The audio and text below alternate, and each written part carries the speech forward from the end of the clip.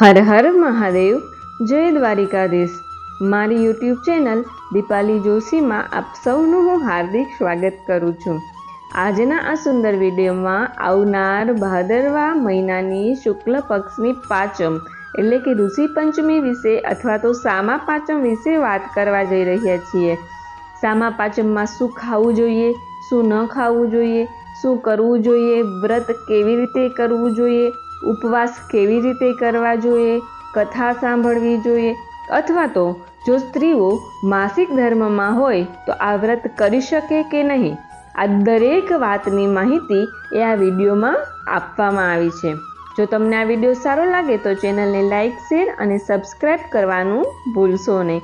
ધન્યવાદ। ઋષિ પાંચમનું વ્રત એ મહિલાઓ માટે ખૂબ જ વિશેષ માનવામાં આવે છે। આ વ્રત એ ભાદરવા મહિનાના શુક્લ પક્ષની પાંચમના દિવસે કરવામાં આવે છે। આ વ્રત કરવાથી વ્યક્તિને મોક્ષની પ્રાપ્તિ થાય છે, તેમજ વ્યક્તિ એ તમામ પાપોથી મુક્ત થઈ જાય છે।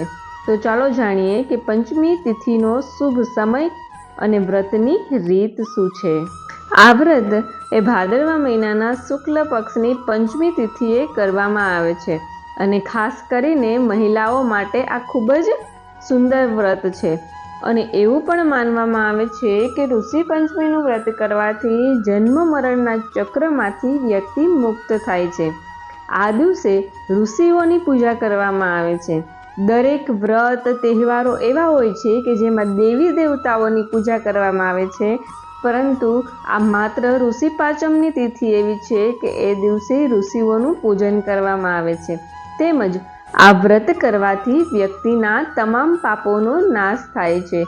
તો ચાલો આપણે જાણીએ કે ઋષિ પંચમીનું વ્રત ક્યારે રાખવામાં આવશે।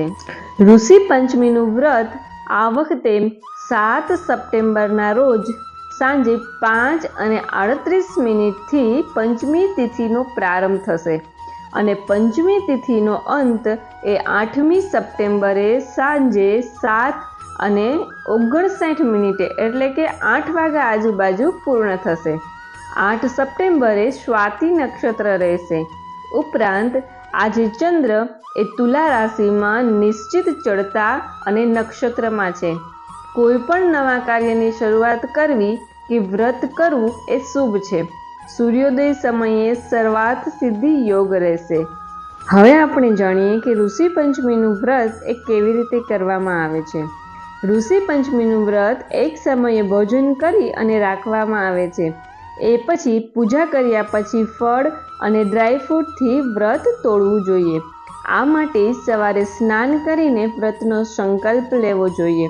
પછી 7 ઋષિઓ એટલે કે મરીચી, વશિષ્ઠ, અંગિરા, અત્રિ, પુલત્સ્ય, પુલહ અને કર્તુની પૂજા કરવી જોઈએ। આ માટે શુભ મુહૂર્તમાં ઘરના પૂજા સ્થળની સફાઈ કર્યા પછી ચોકી પર હળદર અને સિંદૂર દ્વારા એક ચોરસ બનાવો। આ મંડલા પર સપ્તઋષિની મૂર્તિ અથવા તો ફોટો રાખો અને ત્યાર પછી તેની વિધિ પ્રમાણે પૂજા કરો। સપ્તઋષિઓને વસ્ત્ર, ચંદન, દોરો, ફૂલ અને ફળ વગેરે અર્પણ કરો। પૂજા કર્યા પછી છેલ્લે ઋષિ પંચમી વ્રતની કથા વાંચવી જોઈએ અથવા તો સાંભળવી જોઈએ। કથા વાંચ્યા વિના આ વ્રતની પૂજાનું ફળ એ પૂરું મળતું નથી। આ વ્રત એ ભાદરવા સુદ પાંચમના દિવસે કરવામાં આવે છે। મોટા ભાગે સ્ત્રીઓ માસિક ધર્મ દરમિયાન જાણે અજાણે થતા દોષો નિવારવા માટે આ વ્રત કરે છે। હવે પ્રશ્ન એવો થાય કે શું માસિક ધર્મમાં હોય ત્યારે પણ આ ઋષિ પાંચમનું વ્રત કરી શકાય છે? તો હા, માસિક ધર્મ દરમિયાન પણ ઋષિ પાંચમનું વ્રત કરી શકાય છે।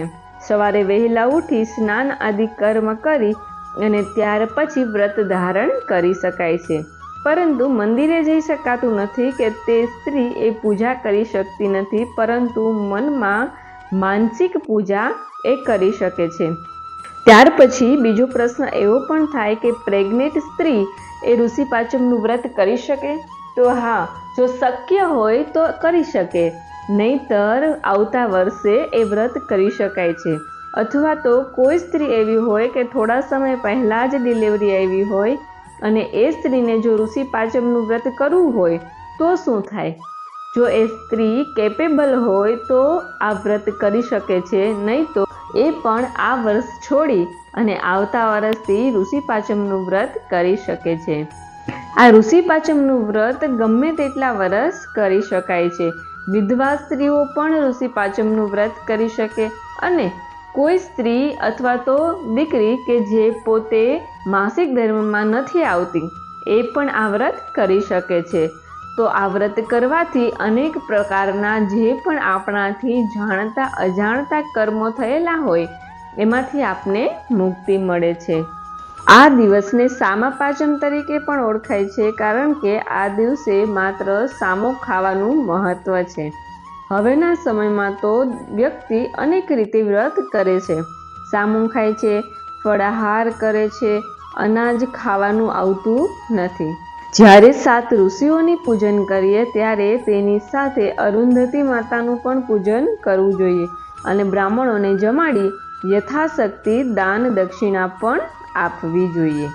હવે આપણે જાણીએ કે સામા પાંચમની વ્રત કથા શું છે. ઘણા વર્ષો પહેલાની વાત છે. વિદર્ભ દેશમાં ઉતંક નામે એક બ્રાહ્મણ એ પોતાના પત્ની સંધ્યા અને પુત્ર પુત્રી સાથે રહેતો હતો.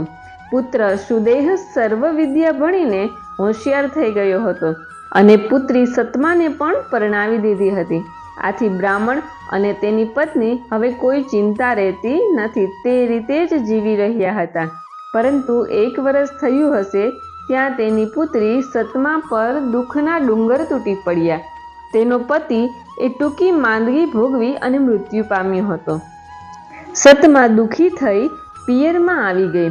ભર જુવાનીમાં પુત્રીની આવી હાલત જોઈ માતા પિતા પણ દુઃખી થઈ ગયા. તેઓએ પુત્રીને આશ્વાસન આપીને પ્રભુ ભક્તિમાં ધ્યાન આપવાનું કહ્યું.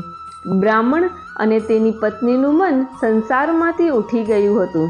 આથી તેઓએ વનમાં જઈ આશ્રમ બાંધી ધર્મપરાયણ જીવન જીવવા લાગ્યા. પુત્ર સુદેહ અને પુત્રી સતમા પણ તેની સાથે જ રહેતા હતા. ધર્મના કાર્ય કરવા છતાં સતમાનો આખો દિવસ કોઈ વાતે પૂરો થતો જ ન હતો. આથી તે બપોરના સમયે આશ્રમ પાસે આવેલા એક ઝાડ નીચે ખાટલો પાથરી અને સૂઈ જતી. એક દિવસ તે સૂતી હતી ત્યાં અચાનક તેના શરીરમાંથી પરુ નીકળવા લાગ્યું અને તેમાં કીડા બદબદવા લાગ્યા. આ જોઈ અને સતમા ગભરાઈ ગઈ અને રડતી રડતી માતા પાસે આવી. પુત્રીને આ રીતે જોઈ અને માતા પણ ગભરાઈ ગઈ અને તેણે ઘરના બીજા સભ્યોને વાત કરી. બ્રાહ્મણે પુત્રીને આશ્વાસન આપી ગરમ પાણીથી સ્નાન કરવાનું કહ્યું. આથી તેને થોડીક રાહત થઈ. પત્નીના આગ્રહથી બ્રાહ્મણે પોતાના ત્રિકાળ જ્ઞાનથી પુત્રીનો ભૂતકાળ જાણી લીધો. આગલા જન્મમાં તે એક બ્રાહ્મણની પત્ની હતી. તે રજસ્વલા ધર્મ પાળતી ન હતી. રજસ્વલા સ્ત્રીએ આ 4 દિવસ ઘરકામ ન કરવું જોઈએ તથા સ્પર્શથી દૂર રહેવું જોઈએ. પરંતુ આ સતમાએ એ ધર્મ પાળ્યો ન હતો, તેથી આ ભવે તેને પાપ નડ્યું છે. આ ઉપરાંત તેણે ઋષિ પંચમીની નિંદા કરી હતી. સામા પાંચમનું વ્રત કરનાર છોકરીઓની મસ્કરી કરી હતી. આથી આ ભવે તે પતિ સુખથી વંચિત રહી છે અને આખા શરીરમાં કીડા પડ્યા છે. બ્રાહ્મણની આ વાત સાંભળી તેની પત્ની એ વિલાપ કરવા લાગી. આથી બ્રાહ્મણે આશ્વાસન આપતા કહ્યું કે સતમા તેના પાપનું નિવારણ કરી શકે છે. તે આ વ્રત ભક્તિભાવથી કરી પોતાના પાપનો નાશ કરી શકે છે. આ સાંભળી બધા ખુશ થયા અને વ્રત કેવી રીતે થાય તે પૂછ્યું. બ્રાહ્મણે કહ્યું કે ભાદરવા સુદ પાંચમના દિવસે આ વ્રત થાય છે. એ દિવસે સવારે વહેલા ઉઠીને સ્નાન કરીને ઘીનો દીવો અને ધૂપ કરવા. ત્યાર પછી નૈવેદ્યમાં ફળ ધરાવી મહર્ષિ કશ્યપ, અત્રિ, વિશ્વામિત્ર, ભારદ્વાજ, ગૌતમ, જમદગ્નિ અને અરુંધતી સહિત વિશિષ્ટનું ધ્યાન ધરવું, તેમની પૂજા કરવી, વ્રત દરમિયાન ઉપવાસ કરવો અને ફળાહાર કરવો, માવો ખાવો. આ રીતે ભક્તિભાવથી વ્રત કરવાથી માસિક ધર્મ વખતે જાણતા અજાણતા થયેલા અનેક પ્રકારના દોષો એ નાશ પામે છે. સતમાએ પોતાના પિતાએ જણાવ્યા પ્રમાણે વ્રત કરવા લાગી અને થોડા દિવસોમાં વ્રતના પ્રતાપે તેના શરીરમાં પરુ નીકળતું બંધ થઈ ગયું. તેની કાયા એ સર્વ દોષોથી મુક્ત થઈ ગઈ અને કંચન જેવી થઈ ગઈ. આવી જ રીતે દરેક વ્યક્તિ માસિક ધર્મમાં જે કંઈ પ્રકારની ભૂલ થઈ હોય એ ભૂલમાંથી મુક્તિ મેળવવા માટે ઋષિ પાંચમનું